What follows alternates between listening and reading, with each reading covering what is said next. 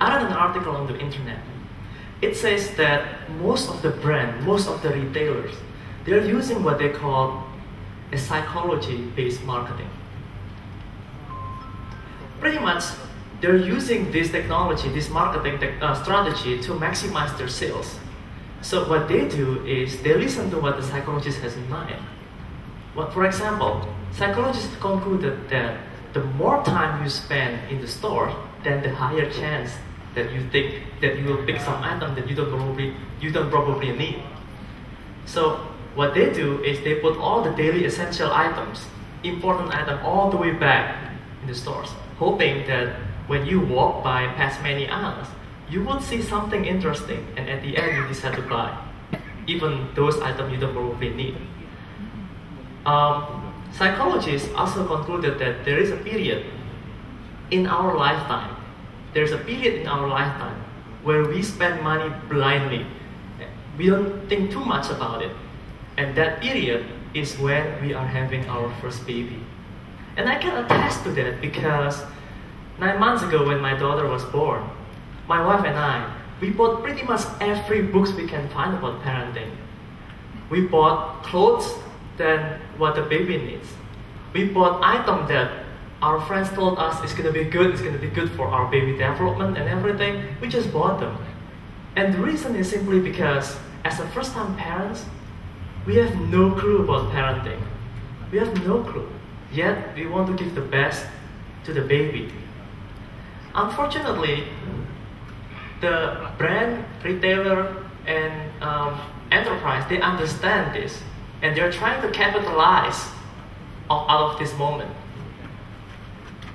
Target, a big brand retailer in the US, they're trying to understand this, and they understand this, and they want to capitalize this as well. But the thing is, if you want to stand out the competition, they have to do better than that.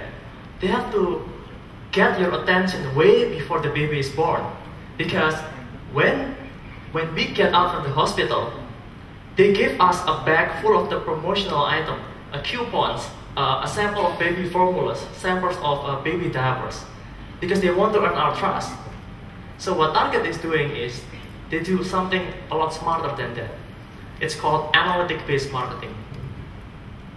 Earlier this year, I read an article on Forbes, and the story goes like this. There's a parent, angry the father, came into a Target store in Minneapolis, in front of the Minneapolis. With him, he bring a piece of coupon, a piece of ads addressed to his 16-year-old daughter.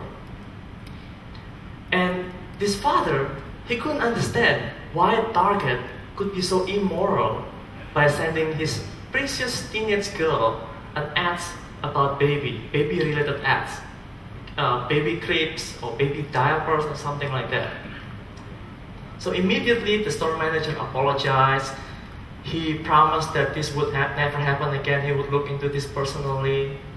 So about a few days later, the store manager called the father again. He just want to check things out, and he want to apologize one more time. But this time, it was the father's time to apologize. The father said, "I'm sorry, there has been some activities in my house that I haven't been completely aware of. My daughter is pregnant and she is due in August." Can you imagine that? Really, can you imagine that? Target knows faster than the father about his daughter's pregnancies. How do they do that? So this is the reason why all the grocery store, all of the supermarket, they're trying to get you to open up their credit card account. They're trying to get you to open up their loyalty member account so that they can analyze your purchase data, so that they can analyze your buying behavior, and they can make a prediction out of that, so that they can see if you're pregnant, how many months in your pregnancy, and when is your due date. And they can make that prediction.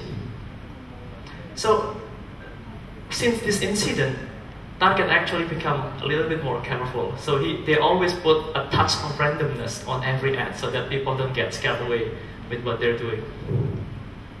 So that was the psychology-based marketing, and then it evolved to the analytic-based marketing. So what's next? What's the next big thing? based on the current trend, I can predict that the future is influencer-based marketing. Actually, influencer-based marketing is not new at all. It's not.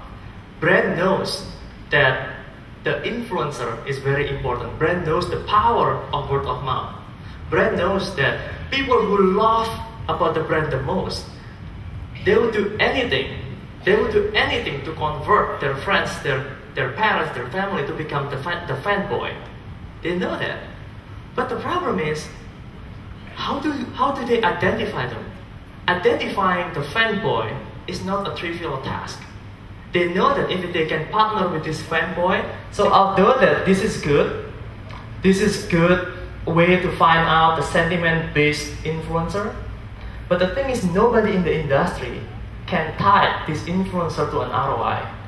There's no way they can measure a single tweet with a dollar amount.